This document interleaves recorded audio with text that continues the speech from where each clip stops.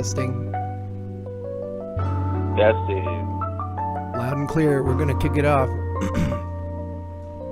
All right.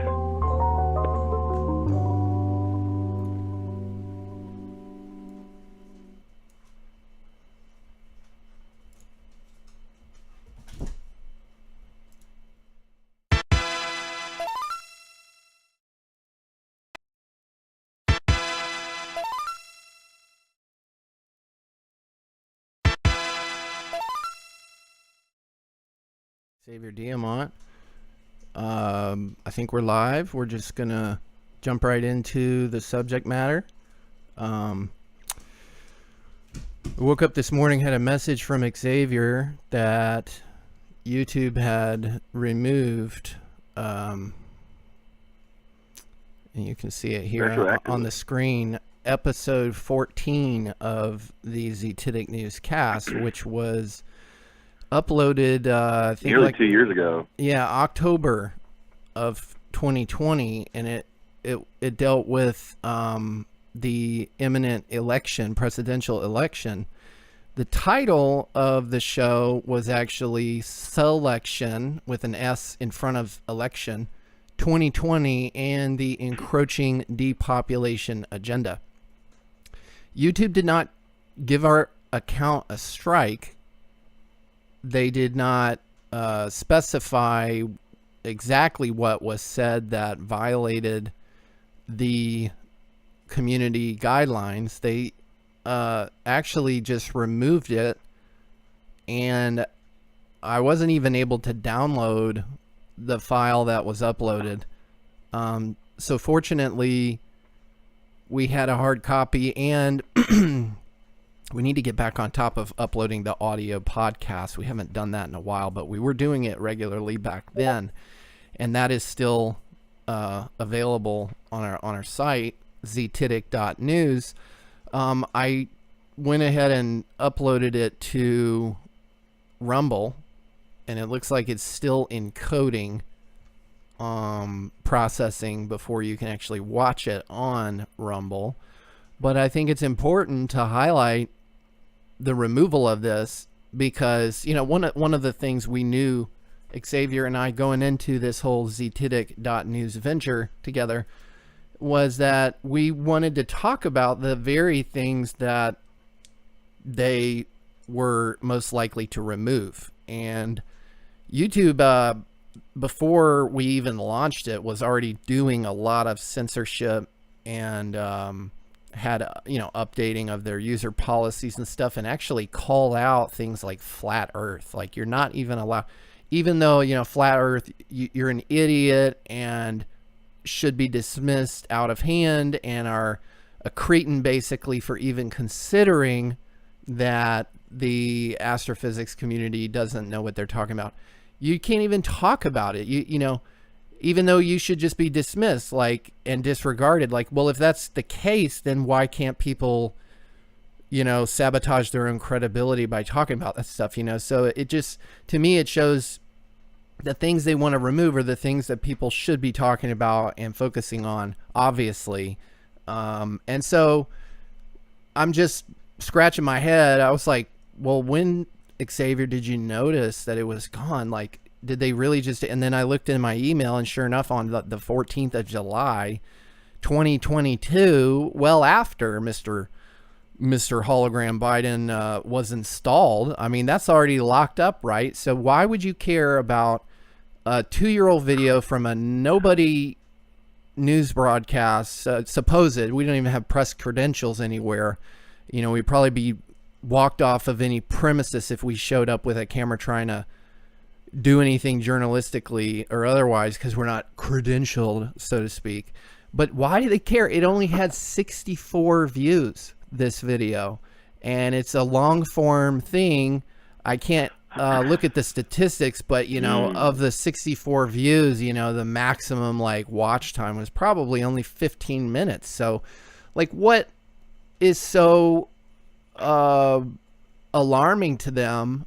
Nobody's watching it according to their statistics, or maybe they are and they're not showing the correct statistics. I mean, who knows? Right. And so I just wanted the only to, thing that comes to mind. yeah. Yeah.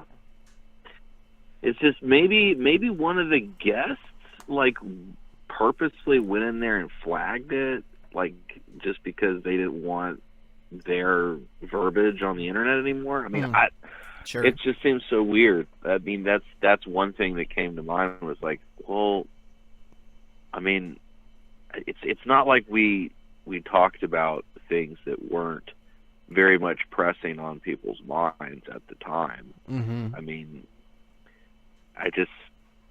it seemed like such a flagrant move of just like unnecessary censorship. Yeah, my other thought was YouTube is notorious for that. Yeah, my other thought was, and I'd have to go back and look at, okay, what are the tags we used? 2019, 2020, Right, 2021, right. 2030, Agenda, Alex, Antifa, Autarky, Biden, Bio, Black Lives Matter, CDC, Clandestine, Collapse, Conspiracy, Corrupt, COVID-19, Criminal, Cryptocurrency, Depopulation, Donald, Economic, Election, Facebook, Fauci, Financial, Fraud, George Soros. Oh, interesting, Georgia Guidestones. That was a tag. Hoax, Joe, Lives Matter, Military, News, Political, Politics, Reset, Rigged, Secret, Selection, System, T-Fuel, Theta, Token, Trump, United Nations, Vote, Vote or Die, Voting, Warfare, Weapon, World Health Organization, and zetetic. Those are the tags we used. My thought was maybe there's some kind of lag with the algorithm. Like, those tags are pretty explicit, but like maybe they're mining the audio for keywords, and it takes some time actually with all the backlog that they have. It's one thing to like process a video, upload it. It's another thing to actually listen through it with a human being, and then it's quite another to use like AI to go try to listen to the keywords, parse it all out, and then make a determination based on that kind of data. So maybe it was just like a processing lag as well. Yeah. That's also pretty likely because, knowing a lot of these liberal, companies and organizations, they are extremely bureaucratic in design, very inefficient, and really petty at the end of the day. So, I mean, it makes a lot of sense that they would target a small channel basically to just bully. Yeah. And it's just extremely unreasonable. Now, there's also a political side to it, which is we've got the midterms coming up here, and the very same people who have had for the past 2 years after their, charade false victory lap or whatever with the mail-in voting, I think nationwide their credibility is completely wrecked. I think the average person, if you just look at the approval ratings and the economic conditions, it's the proof's in the pudding. This administration has no popular support. It never did. Yeah, that's a good point about the midterms. Maybe it's it's like what I said earlier. They already had it locked up for 2020, but 2022 is another thing. Maybe this is just a bit of housekeeping. Hey guys, we still got these things floating around. Let's clean this up ahead of the midterms. Make sure nobody, gets any kind of inkling that, maybe that this was foreseeable and predictable, the whole installation of Hologram Joe. But to your point about the credibility, this was just posted July 15th.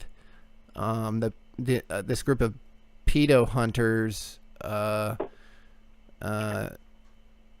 was caught on video admitting to being a pedophile, and this is the guy who headed up the mail-in voting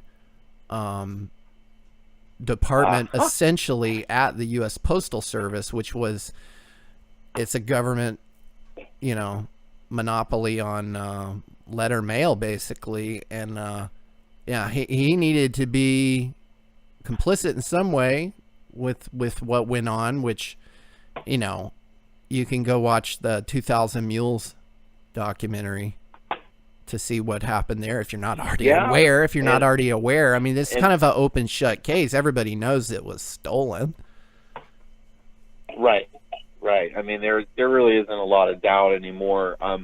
And it was if not, you know, specifically, provably, forensically, quote unquote, you know, stolen beyond a shadow of a doubt. There was so much malfeasance, chicanery, skullduggery, deception, multiple bad actors. I mean, it was clearly a rejectable election. Well, who is the most accepting of the cerveza virus hoax ideology? It's the ones who are most adamant that they have this mail-in option.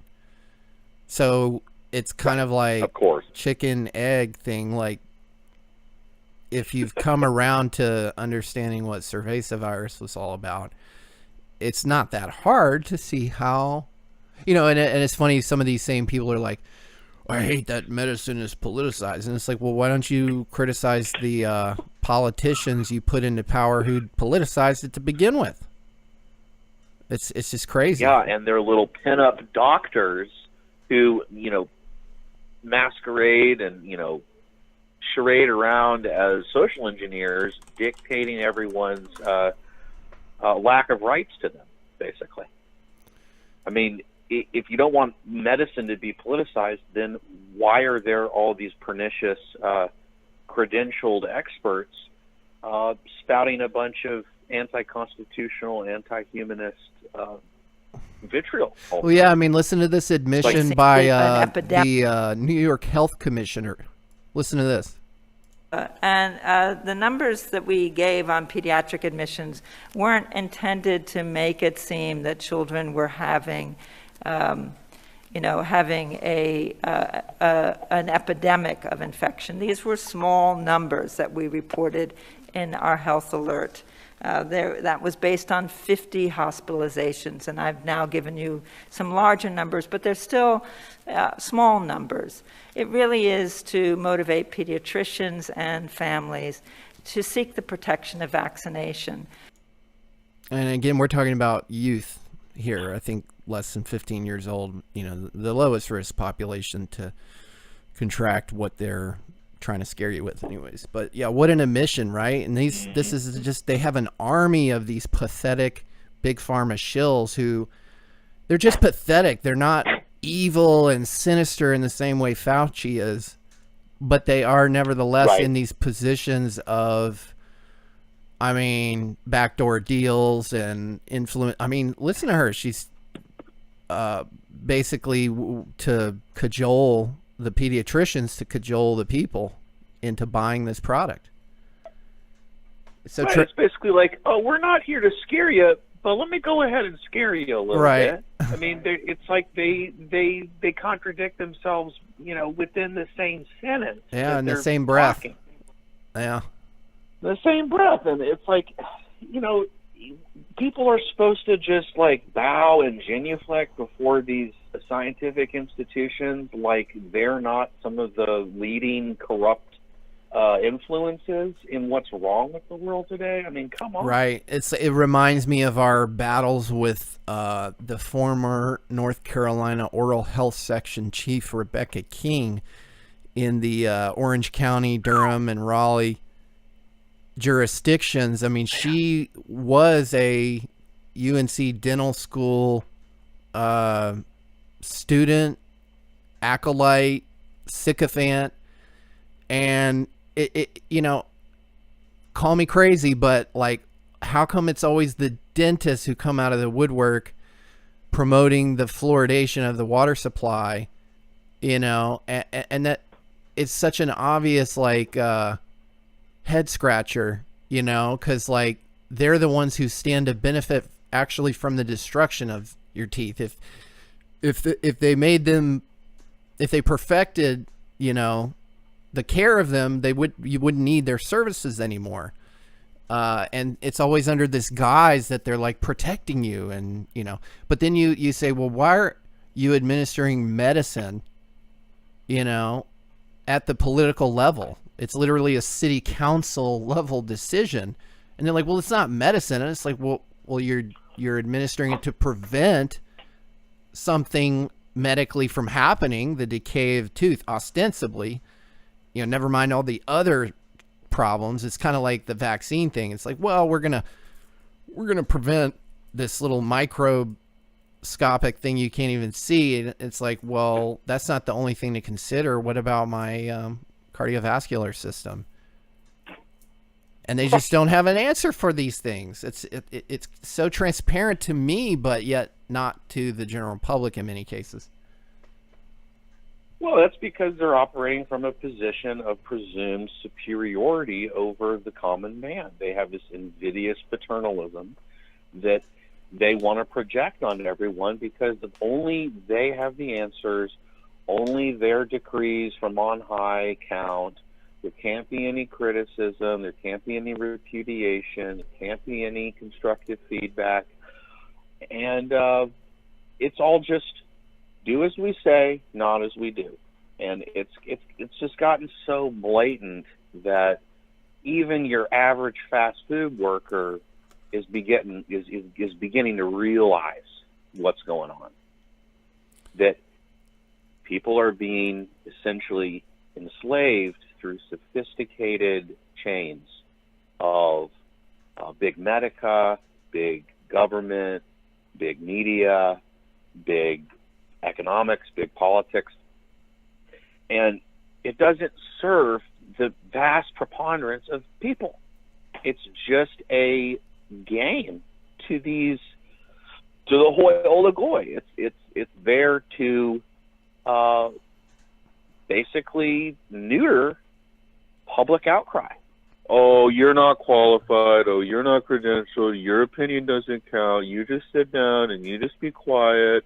You don't need to come to the town council meetings and talk about health autonomy. You don't need to have an outcry against the one-size-fits-all application of a dangerous new biological product that, it's like they're just dictating reality to people and thinking that there's not going to be any contest or blowback. I mean, and I think it's completely foolish and hubristic, but I mean, I guess that's kind of that's who's attracted to power in the first place, I guess. I think they just see how distracted the public is and feel a great deal of confidence in their ability to just continue to get away with whatever it is they're doing. And I'm talking about, people at all levels of this. If you go back several years and listen to, say, earnings reports from some of the big health insurance companies, you will hear them talk about the future forward value of their business as being tied up in this whole new market of technology that they call wearables and implantables. And ostensibly they were making investments in these technologies and methods to cure the world of cancer, help get people healthy. We can monitor things that you might leave out of an health insurance application, right? And one wonders how they are going to do it. And then of course you see the fatization of things like the Apple Watch and the Fitbit, and it's like Duncan Trussell said years ago in a bit, you saw the computer go from something that filled a room to something that sat on a desktop, to something that sat on a laptop, to something that's in your pocket. Now it's on your face. And obviously these wearables, implantables are fully into view now with this widespread acceptance of concepts like contact tracing, reporting your health status to people who really aren't entitled to that information. Oh, but they are because we're in an emergency. So it's just... a perpetual emergency that requires only the experts with the best intentions. Well, it's interesting for the because entire populace. I thought the terrorism warning system was going to be this perpetual emergencies, and in many ways, looking at how long ago it was implemented, it has been, but it does seem like the concern about that kind of brand of fear propaganda has waned, and they needed kind of a new thing.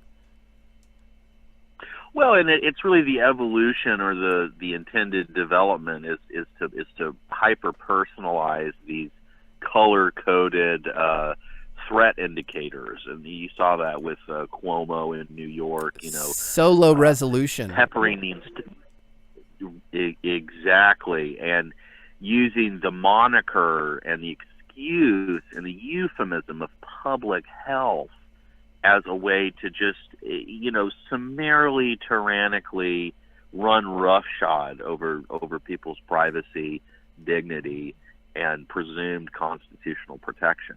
And this is their formula. It's the whole Kissinger quote of, if it's illegal, we do it immediately. If it's unconstitutional, that may take a little longer, right, but we'll still get it done. Right, exactly. And public health is the perfect umbrella tyrannical concept, because anything can fall under its aegis.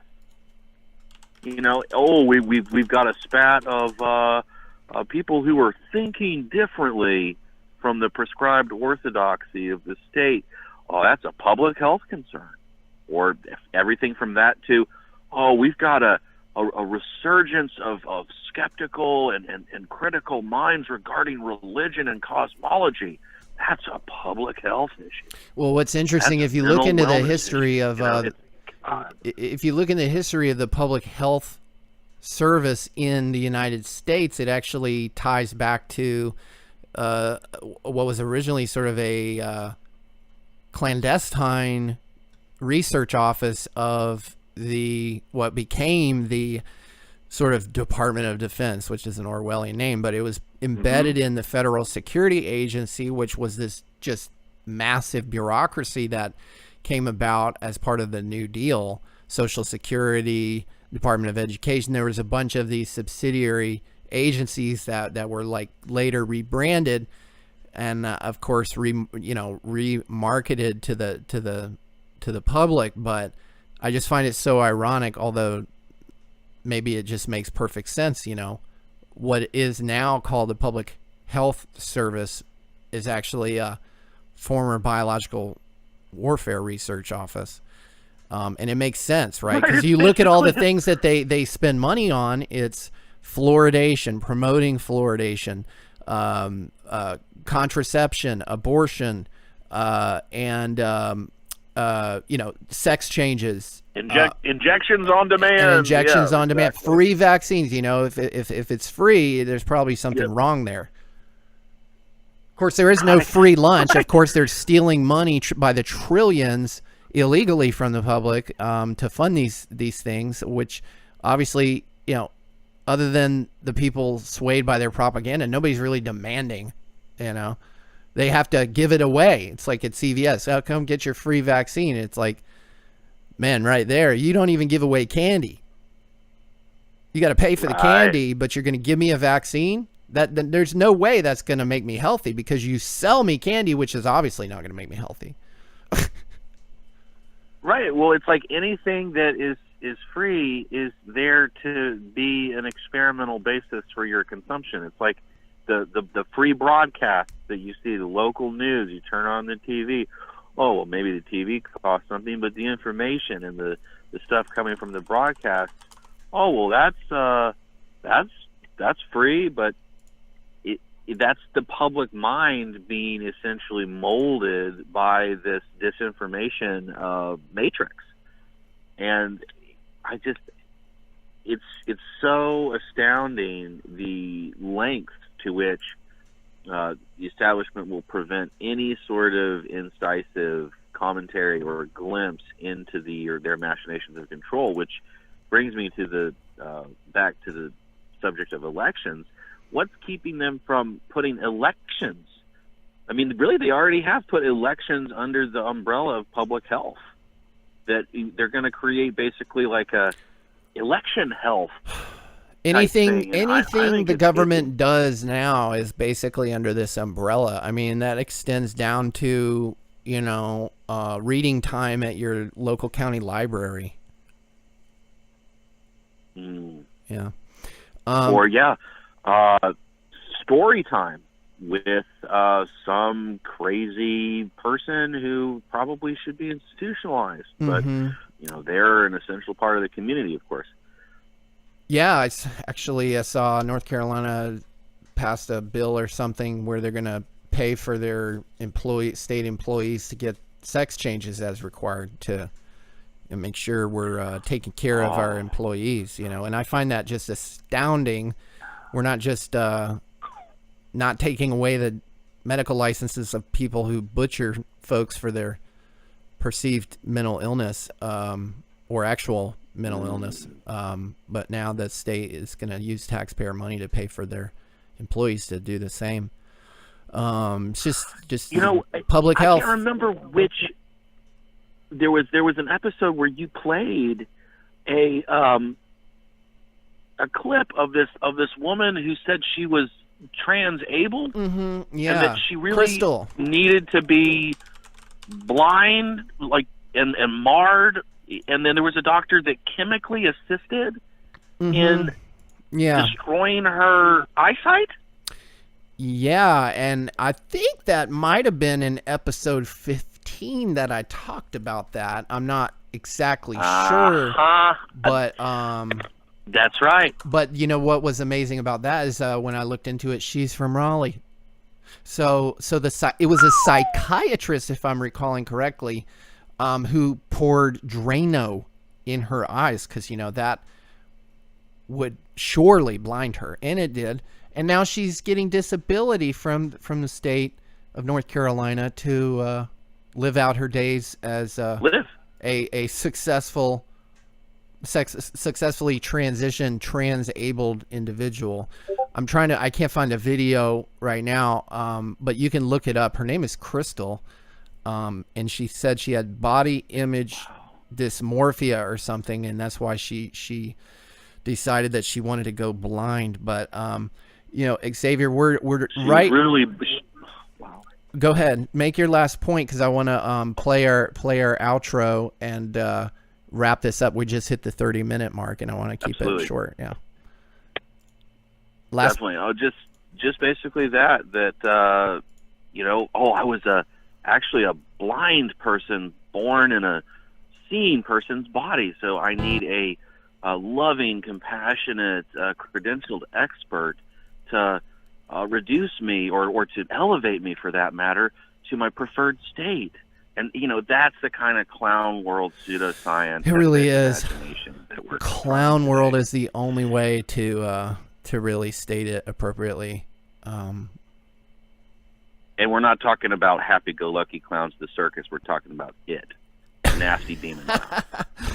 Absolutely. Well, thanks for calling in, Xavier, and sharing your thoughts on this banning. We'd love for the community to chime in, and I've posted the Rumble link whenever it gets done processing. Invite you all to check out that episode that YouTube doesn't want you guys to see. I know when it's available, I will be re-listening to it to see what kind of nuggets we might be able to pull out and evade the censors with. But with that, I'm going to... Let's clip it up, baby. Oh, yeah. And always check out our other social channels. You can find a full list in the description and on our website, zetetic.news. Y'all take care, and we're signing off. Signing off.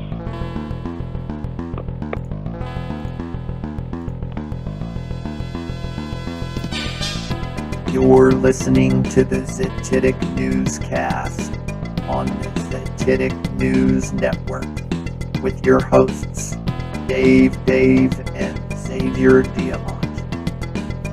Proceed by inquiry.